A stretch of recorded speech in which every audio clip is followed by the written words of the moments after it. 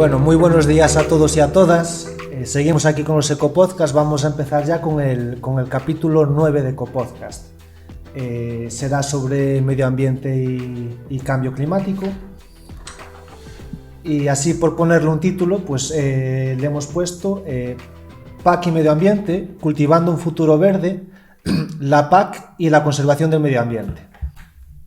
Como siempre, antes de nada, pues deciros que esta emisión forma parte del proyecto PAC Gaia de Journey, cofinanciado por la Unión Europea, y que las opiniones y puntos de vista expresados solo comprometen a sus autores y no reflejan necesariamente los de la Unión Europea. Ni la Unión Europea ni la autoridad otorgante pueden ser considerados responsables de ellos. Y aquí estamos una vez más, Jacobo y yo, algo tomados de la garganta, con un poquito así, no nuestro mejor, no en nuestro prime, como dicen ahora, pero bueno, vamos a intentarlo, ¿no? Estamos grabando en enero, que es el mes de la gripe. Sí, y ahí estamos, no se libra nadie tampoco. Un poquito así por introducir, como hacemos siempre, Jacobo, el tiempo. ¿Qué me estabas comentando sobre el vórtice polar? A ver si lo puedes explicar un poco y sí, que visualmente tengamos una visión de lo que es este vórtice polar. Pues en este enero de 2024 estamos afrontando esta semana que se inicia aquí en España con la amenaza de nieve en el interior de España, no tanto como se vuelva a repetir una Filomena, pero sí que viene la nieve, y creo que vale la pena reflexionar un momentito sobre este fenómeno climático que consiste más o menos, estamos acostumbrados a contemplar el clima al nivel de la troposfera, de la parte inferior de la atmósfera, donde suceden los anticiclones, las borrascas, y es totalmente correcto. Pero también hay a veces influencia de la estratosfera, que es el caso, por ejemplo, del vórtice polar, que es esa corriente de chorro que circula de oeste a este, más o menos a la altura del círculo polar ártico. Corriente de chorro sería porque es como circular, ¿no? Circular, visualizando sí. La Tierra es un circulito por encima de... Muy alta, al nivel de la estratosfera, no, Vale. no está en la troposfera. Vale. Y normalmente no tiene influencia, es un aire, encierra el aire frío del polo y normalmente no tiene influencia en el clima, pero cuando se desplaza hacia el sur, a veces suelta una especie de protuberancias o de dedos hacia el sur que llega hasta la península ibérica en altura, y cuando por abajo hay... Es como que se deforma, ¿no? Se es deforma, un circulito y se deforma. Se forman efectivamente. Ondas, curvas. Se forman ondas curvas de manera que la parte de la onda que viene hacia el sur, pues en altura nos mete aire frío, y si tenemos aire húmedo en la atmósfera que tiende a subir, el aire típico de las depresiones, de las borrascas, se enfría muchísimo y da la nieve. Y por otra parte,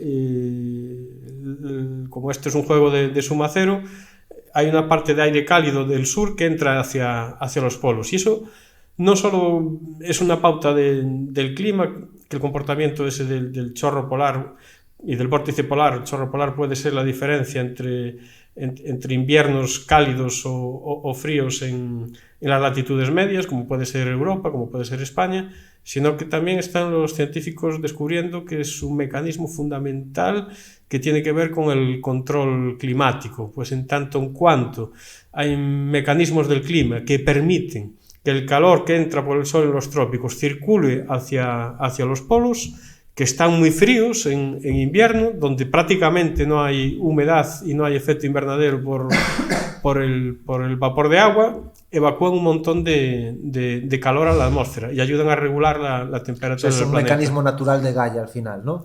Es más bien que Gaia es una parte, digamos, física, porque está desacoplada de la biosfera como tal. Parece que tiene mucho que ver con los ciclos naturales del Sol. Después, si acaso, hablaremos un poquito de eso, pero que funciona como un mecanismo de feedback negativo que ayuda a evitar los recalentones, los excesos es como un sistema de refrigeración. Tal cual, es como si tuviéramos un motor, el bloque del motor se genera el calor, que sería la entrada sobre todo de sol en los trópicos, y el radiador que evacúa el calor del motor hacia afuera para que no gripe, en este caso serían los polos, que evacúan el calor hacia el espacio, sobre todo en invierno y sobre todo en el hemisferio norte, porque el polo norte es más eficaz que el polo sur evacuando calor, aunque la temperatura de la Antártida es mucho menor que la del polo norte. Digamos que es más difícil que el aire caliente supere el chorro antártico y llegue hasta cerca del polo para irradiarse el calor al espacio, que en el polo norte. En el polo norte es más débil el vórtice y hay unas entradas más grandes de aire caliente que aumentan la eficacia, ya digo, del sistema de refrigeración del planeta. Muy bien. De todas formas, tú empezabas hablando de que había llegado la nieve, que esto es completamente natural, ¿no? O sea, estamos en el tiempo de que llegue la nieve, ¿o no? Absolutamente, sí, sí. Para las es estaciones natural. de esquí, porque sí que, no sé si fue el año pasado, o hace 2, e igual me cuelo un poco, pero creo que incluso Manzaneda aquí en Ourense no llegó a abrir la estación porque no había, o sea, creo que llevan como varios años que la calidad de la nieve no es muy buena, y creo que este año como que están más contentos los de las estaciones de esquí porque creo que hay más nieve, pero no una noticia que leí por encima, pero no estoy seguro, pero creo que es así. Sí, a ver si se consolida, que ya dice el refrán, año de nieve, año de bienes, y se empieza a acumular pues la nieve en las zonas altas, en las cordilleras, y está disponible después en la primavera sobre todo para llenar los embalses, que tanta falta hace el agua, para que no haya una sequía hidrológica, porque no solo hay la sequía meteorológica, es el concepto de cuando llueve menos de lo normal, es la sequía meteorológica. La sequía agronómica se da cuando las plantas no tienen todo el agua que precisan para crecer a nivel de ecosistema o de cultivo, están en déficit hídrico y no crecen lo suficiente, incluso pueden llegar a morir o no darse un ciclo de cultivo.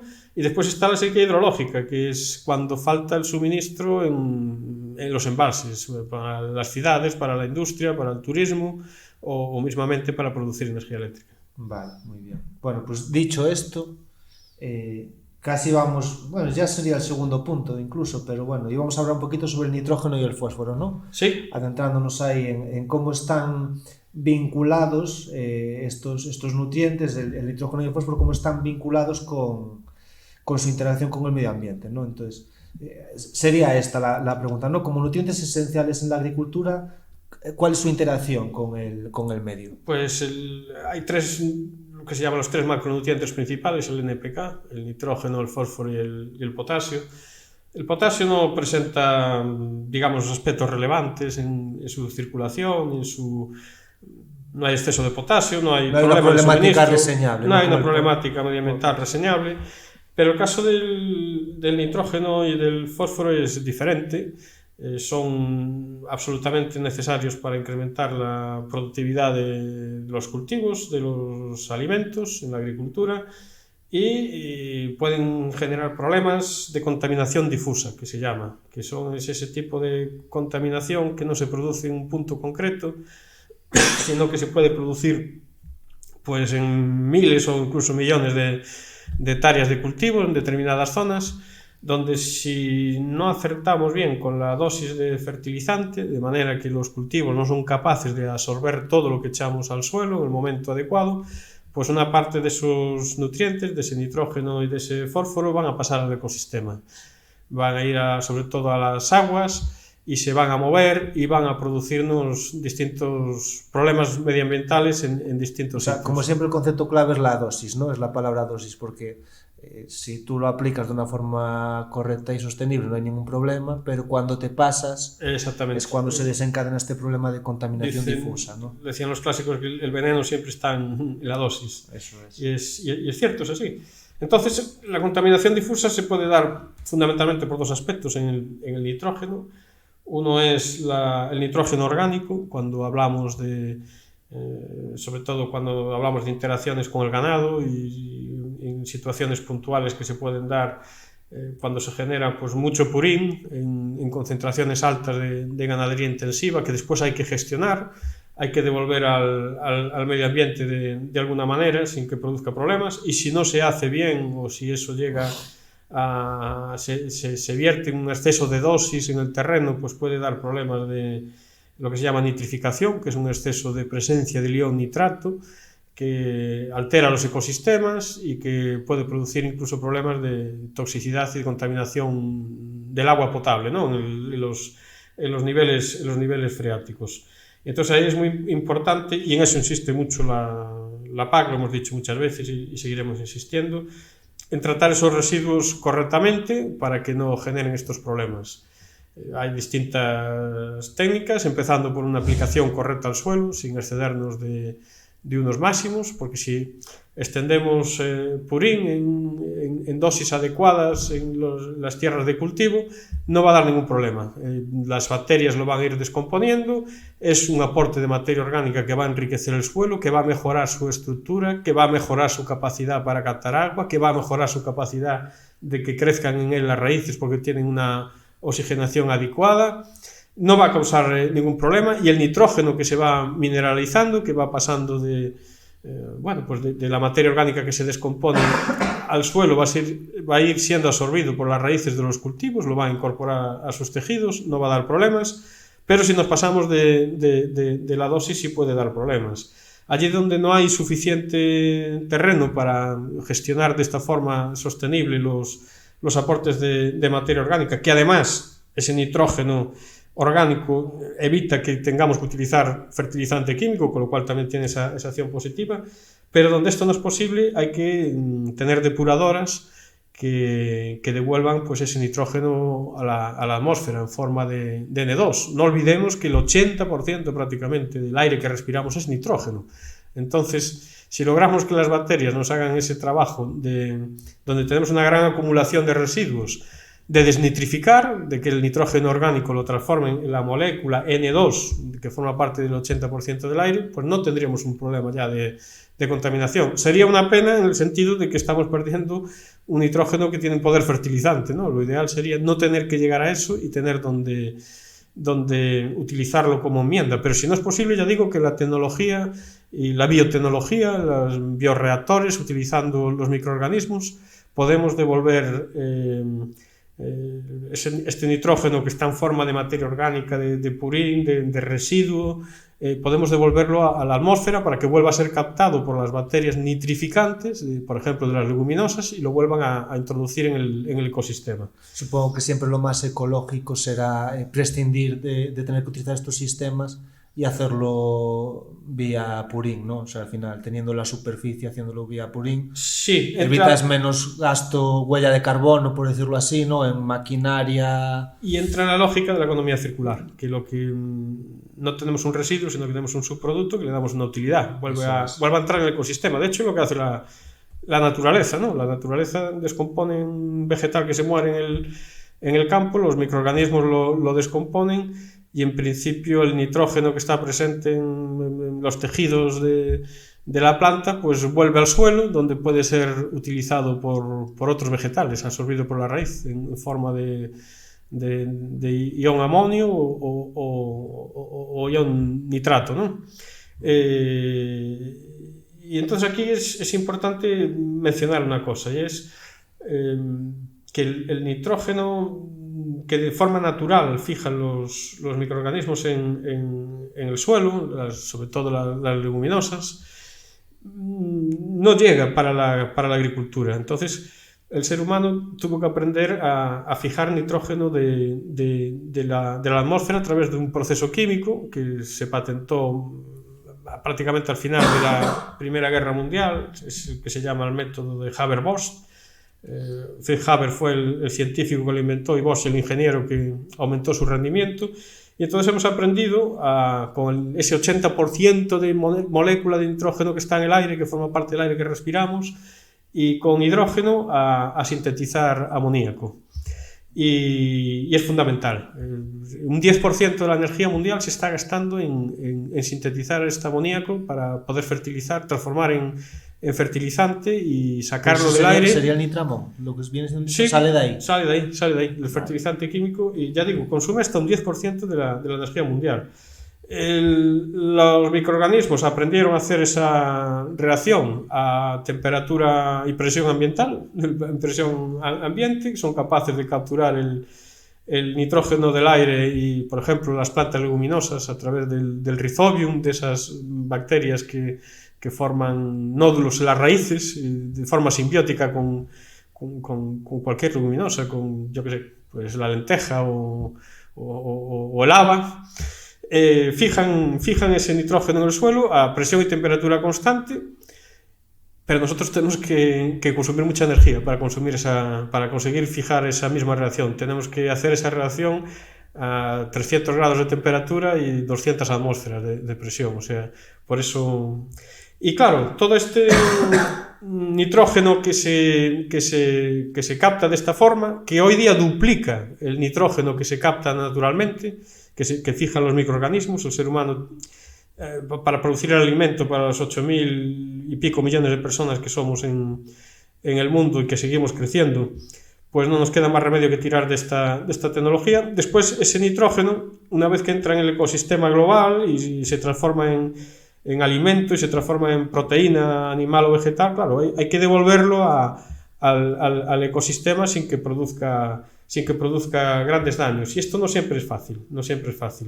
Por eso hay que utilizar estas tecnologías naturales de las que hablábamos. Y por eso la PAC insiste mucho en aplicar los nuevos sistemas tecnológicos que tenemos para monitorear las necesidades reales de nitrógeno que tiene un cultivo, la forma en que tenemos que aplicarlo, el compuesto químico para que sea asimilable en ese momento que la planta lo necesita, y tiene ese objetivo de reducir el 20% el uso de fertilizantes químicos de aquí al año 2030, en esa estrategia del campo a la mesa, ¿no? Así, por explicar un poco, porque bueno, los agricultores y ganaderos sí que lo identifican bien, pero para la gente que nos escucha y que no es del campo, ¿cómo se identifica, cómo se puede identificar a grandes rasgos un déficit de nitrógeno o que hay mucho nitrógeno en una planta o en un cultivo?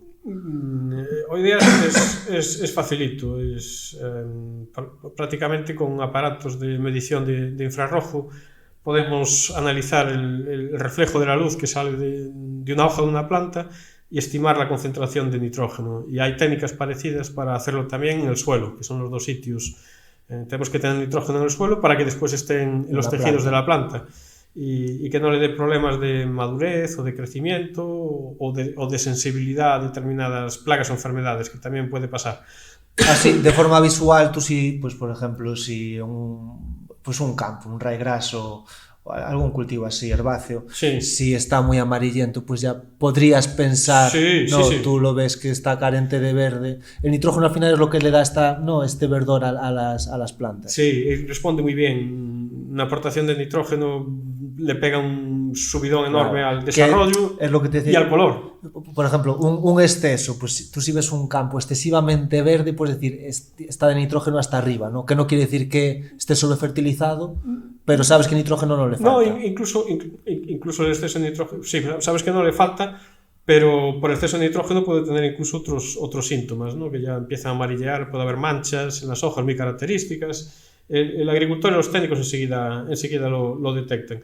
Lo importante es eso que decimos, es saber que sin nitrógeno no podemos vivir, que es absolutamente necesario como nutriente, que es absolutamente necesario el método de Haber-Bosch y que tenemos que mejorar nuestra eficiencia en su aportación para no desperdiciar el recurso y para que no cause problemas colaterales al medio ambiente. Y que ya tenemos los conocimientos y las técnicas para ir mejorando, de hacer una mejora continua, ¿no? ¿Y el fósforo sería un poco similar a todo esto que hablamos del nitrógeno? ¿Tiene alguna particularidad? El fósforo tiene una particularidad porque el nitrógeno circula entre el suelo, el agua y la atmósfera.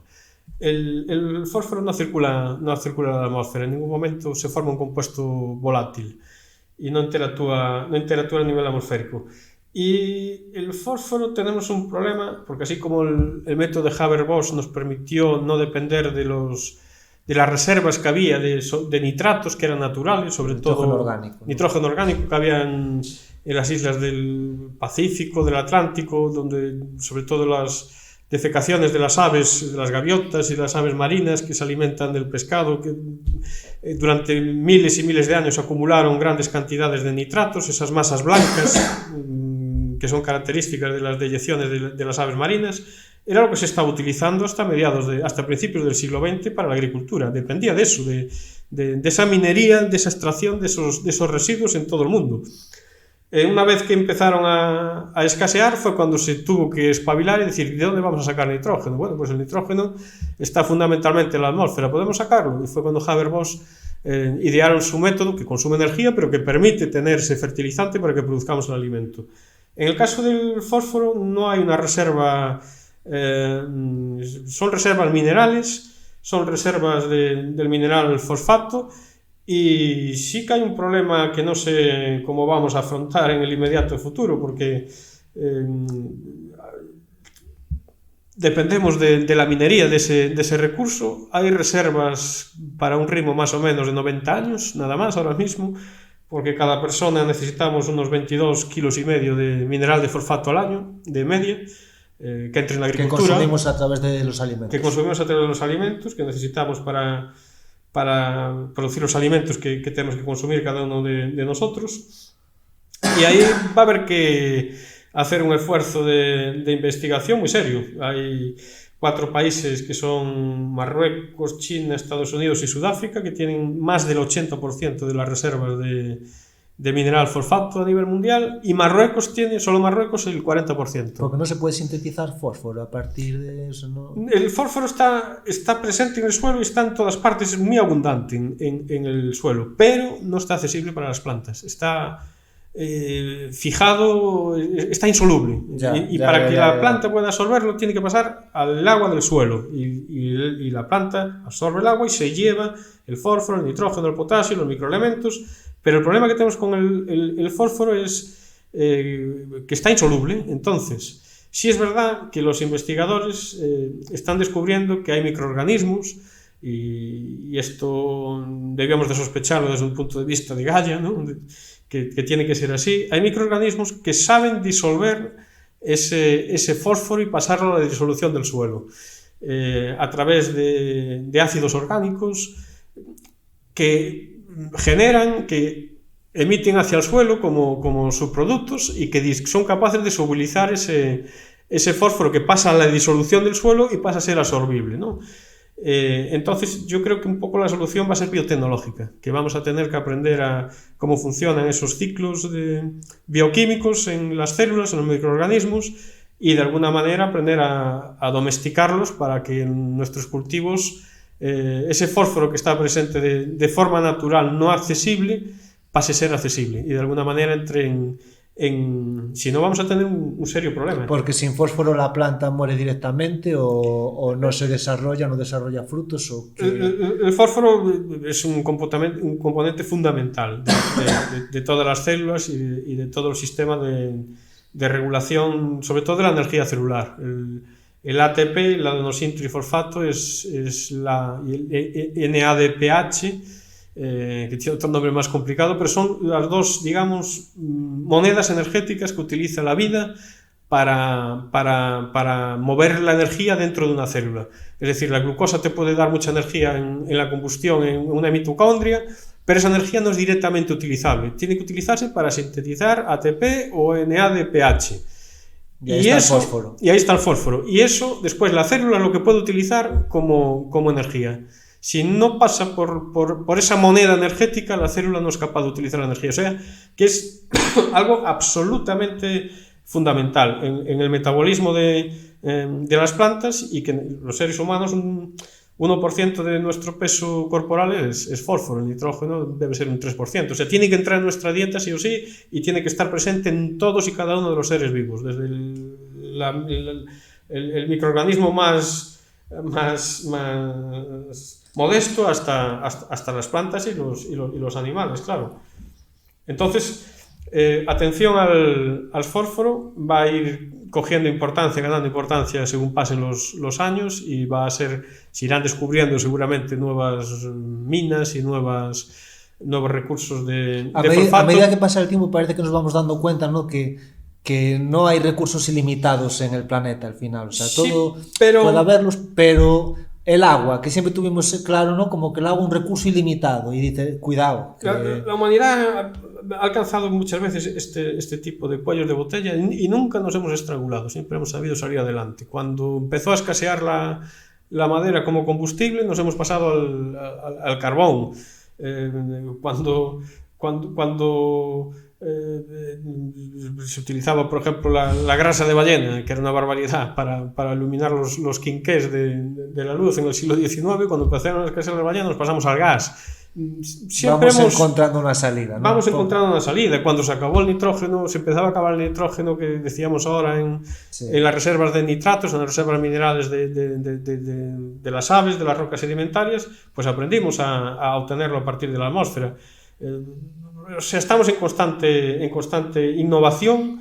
Y con el fósforo pues no va a quedar más remedio que dar otro salto de esos tecnológicos, probablemente, te digo, basado en la biotecnología, y aunque durante unos X años podamos a lo mejor acceder a nuevas reservas de mineral fosfato, no va a ser eso sostenible si no aprendemos a reciclar el que está dentro del suelo y que las plantas puedan acceder a él. Seguramente va a ser uno de los grandes desafíos de la agricultura y de la alimentación mundial en los próximos años. Al final nos quedamos con que el nitrógeno puede dar problemas por exceso, también por defecto, y el fósforo, el problema es el defecto, ¿no? Es que falte fósforo en el suelo. Sí, el problema, digamos, para la alimentación es ese. También muchas veces la eutrofización de los embalses se puede generar por exceso de fósforo. ¿Esto qué sería la eutrofización? La eutrofización se da cuando hay un exceso de nutrientes que llegan sobre todo a embalses a través del agua, de los ríos, se van acumulando, y en verano hay una explosión de algas, porque las algas tienen energía solar, tienen buena temperatura en el embalse, tienen nitrógeno y fósforo, que normalmente es el limitante que les impide crecer. Hay en exceso, maravilloso, empiezan los microorganismos, las algas a proliferar, y llega un momento en que colapsan, se mueren y se descomponen, y en ese momento pues acaban con el oxígeno disuelto en el agua y pueden provocar mortandades de peces, hay un descenso de la calidad del agua. Si el embalse además es muy profundo, ese agua que, con ausencia de oxígeno, no es capaz de oxigenarse, no es capaz con el cambio de ciclo, que el agua fría se hunde, el agua del fondo que está más caliente asciende, etc. No es capaz de completarse ese ciclo y queda permanentemente degradada en el fondo del lago. Es un problema muy serio que se da Vamos, que teniendo agua como recurso en los embalses puede echarse a perder por culpa de la eutrofización, sí, y quedarte sin agua en una zona que aparentemente la tenía. Sí, bueno, la tienes, la puedes recuperar, la puedes oxigenar, pero produce la mortandad de peces en el embalse, va a producir ese agua cuando se libera aguas abajo, mientras no se oxigena y no se satura de oxígeno, te va a producir una serie de problemas en el río y con la comunidad de peces y de plantas autóctonas. Es un problema medioambiental a sumar. Entonces, el fósforo, cuando se produce en exceso, puede dar ese problema. Y es otro de los temas a gestionar junto con el nitrógeno. Pero efectivamente, el nitrógeno no es un problema para la alimentación global a largo plazo, porque hemos aprendido a obtenerlo de la atmósfera mediante el proceso de Haber-Bosch y podemos utilizarlo como fertilizante a la carta. Pero el fosfato no sabemos todavía cómo vamos a reemplazar ese recurso puramente minero que tenemos reservas para unos 90 años. Vale. Y así como es esta clase de, ligándolo con el medio, ¿no?, de contaminación, pues la eutrofización, el exceso de nitrógeno en el suelo, pues eso también que contamine agua de ríos y todo esto. Así como repercute en el medio ambiente, a nivel de salud de las personas, ¿tiene algo relacionado? ¿Podría tener? Sí. A través sobre todo el nitrógeno, a través lo decíamos antes, de la calidad del agua subterránea y de los nitratos. Una vez que el nitrógeno entra en disolución, es muy difícil de eliminar. Se puede eliminar con métodos químicos de depuración, lo que se llama depuración terciaria, pero es complicado y sí que puede dar problemas de salud. El famoso azulado de los niños, que era esa enfermedad que se da en las zonas donde hay un exceso de nitrógeno, sobre todo en los niños pequeños que tienen un funcionamiento de la hemoglobina que transporta el oxígeno, puede dar déficits, se ponían azulados porque interactuaba el nitrato con la hemoglobina y se perdía la eficacia. Por beber el agua. Sí, por beber el agua. Entonces puede dar problemas de salud y es algo que está perfectamente reconocido, está muy monitoreado, todo eso, no hay análisis periódicos de todos los suministros de agua. En ese sentido no es un problema real a día de hoy, ¿no? Pero sí hay que estar encima de ese problema, monitorearlo y estar pendiente de no pasar las líneas rojas que marca la legislación sanitaria en este caso. Vale. Y así como puntos, ya por cerrar este tema de nitrógeno y fósforo, puntos básicos, ¿no? De manejo para evitar problemas ambientales con nitrógeno y fósforo. Todo eso que nos insiste la PAC, del monitoreo de las necesidades reales de los cultivos, aportar aquello que la planta necesita y cuándo lo necesita y en la forma que lo necesita, es decir, si lo va a necesitar en 2 semanas, pues aportarlo a lo mejor en forma de nitrato que está rápidamente accesible, si lo va a necesitar dentro de un mes, pues podría ser un amonio que está más tiempo en el suelo. Y después eso en la agricultura, para evitar la contaminación difusa, abonado a la carta, digamos. Y después en el tema de la ganadería, gestión de los residuos ganaderos de forma adecuada. Uso de balsas de purín para aportar en el suelo en el momento adecuado. Cuando no es posible tener ese recurso de aporte al suelo, tener sistemas de depuración que desnitrifiquen, que dentro de la propia balsa procesos anaerobios nos transforman, vuelvan al nitrógeno que está en forma orgánica, que está en esos residuos, vuelva a la atmósfera en forma de N2, minimizando la emisión de óxidos de nitrógeno, que muchas veces se da y que también tienen interacciones en la atmósfera negativas, que disminuye la calidad del aire. Utilizar todas estas técnicas que ya conocemos, que tenemos a disposición para minimizar esos impactos. Son un poco, están relacionadas, ¿no? con lo que hablábamos otro día de las BECAM, las buenas condiciones ambientales, los requisitos legales de gestión. Totalmente. Es donde reflejan, ¿no? Pues estas recomendaciones, pues para no fertilizar en días excesivamente lluviosos, porque el agua, por al final, el nutriente se pierde para el suelo, y no días muy soleados porque se pierde para la atmósfera. Y buscar buenas condiciones de manejo, ¿no? Totalmente. Y aprender de la naturaleza, de qué hace Gaia, cómo devuelve el nitrógeno al ciclo natural, cómo lo utiliza. Bueno, pues mimetizar a partir de técnicas de ingeniería biológica todo esto que hace la naturaleza. Igual que un ingeniero aeronáutico se fija en un pájaro para diseñar un avión, ¿no? Hacer esto con Gaia. ¿Qué hace Gaia para gestionar estos desechos? Y imitarlo. Imitarlo y domesticar incluso microorganismos, utilizarlos, crear las condiciones para que se desarrollen allí donde tú quieres, para que hagan sus procesos y vayan transformándose en nitrógeno como tú quieres. En unos casos puede ser que se necesite oxidarlo, en otros casos puede ser que se necesite reducirlo, y en otros casos puede ser que se necesite desnitrificar, devolver a la atmósfera, donde ya es el 80% del aire, de forma inerte, de forma de molécula N2, que ni contamina ni tiene interacción con el cambio climático, porque al ser una molécula de 2 átomos, pues no tiene efecto invernadero, no vibra con la radiación infrarroja en esas longitudes de onda, etcétera, y no tiene un efecto de calentamiento neto. Muy bien. Bueno, pues ya cerrada esta parte, vamos ya a lo de ecoansiedad. ¿O quieres tratar algo antes? No, yo creo que es importante que tratar mencionemos de esto, ¿no? Un poco, sí. ¿Qué es lo que te comentaba yo antes de la película Armageddon? Sí. Que yo vi muy de chaval, que es de esto que tú como niño no tienes conciencia de cosas que puedan pasar, y ves esto de niño, de un meteorito que cae contra la Tierra, y quedas... Así de chaval quedas un poco impactado, ¿no? Sí, Porque sí. puedan pasar estas cosas.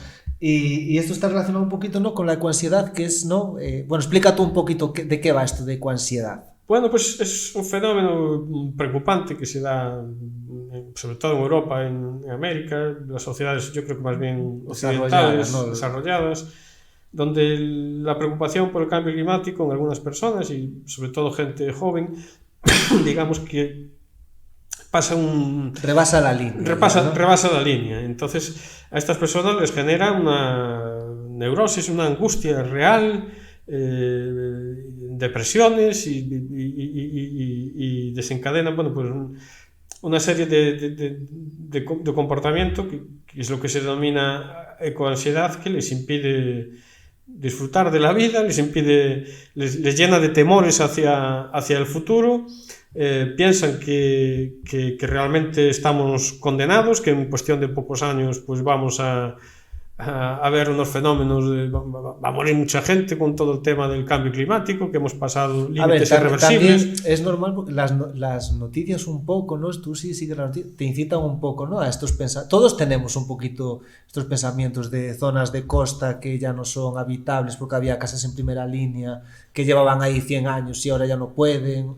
Entonces, nos van sugestionando a esto, ¿no? Pero sí que hay gente que igual es más sensible a estas noticias, correcto, a estos acontecimientos y se ve sobrepasada y no lo sabe gestionar. Lo que pasa es que cuando esto ya es un problema médico que exige de tratamientos y un enfoque médico para controlar, ya estamos ante otra cosa. También será falta de conocimiento, porque igual si estas cosas que pues puedes ver en TikTok o, ¿sabes? Te tragas noticias así muy cortas, impactantes. Sí. Igual si lo tratas con una persona, un técnico, un ingeniero que sabe del tema, esta gente cambia su punto de vista. Yo creo que sí. Hay una parte que es de profesionales médicos que tienen que saber tratar, son problemas serios, son patologías que no hay que tomarse a la ligera y necesitan su tratamiento médico, y hay una parte que yo creo que sí, que es de información, pero claro, muchas veces ya estás tan sugestionado que todo lo que te puedan dar con argumentos racionales desde la otra banda, precisamente porque tienes un problema de percepción, que lo que te genera esa ansiedad, pues no lo asimilas, no lo incluyes en tu forma de ver las cosas, ¿no? Pero es indudable, yo creo que hay que mandar un mensaje de tranquilidad desde el mundo de la ciencia. Claro que el tema del cambio climático... De confianza en Gaia, ¿no? Sí, y de que no sabemos todos.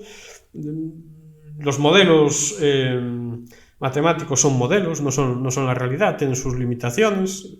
No son hechos científicos. Las predicciones de un modelo matemático que hace un científico no es un hecho científico, es una predicción que se cumplirá o no dependiendo. Como puede hacer un inversor en bolsa. Exactamente, sí. Es cierto, creo que un ejemplo muy bienvenido. Hay un experto de bolsa que decía: todos los modelos son falsos y algunos son útiles.